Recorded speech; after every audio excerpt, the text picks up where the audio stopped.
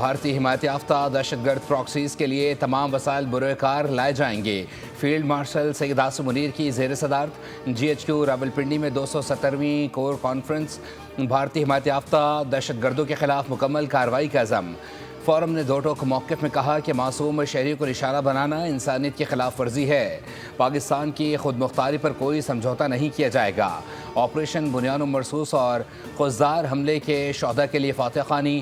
عاصم منیر کو field marshal بننے پر مبارکباد پیش کی گئی۔ مقبوضہ کشمیر میں انسانی حقوق کی خلاف ورزیوں پر عالمی برادری سے فوری مداخلت کا مطالبہ۔ پاکستانی میڈیا اور انفارمیشن وارفیئر کو سراہا گیا جو بھارتی پروپیگنڈے، جعلی خبروں اور جنگی جنون کے خلاف ریاست کے ساتھ قدم ملا کر کھڑے رہے۔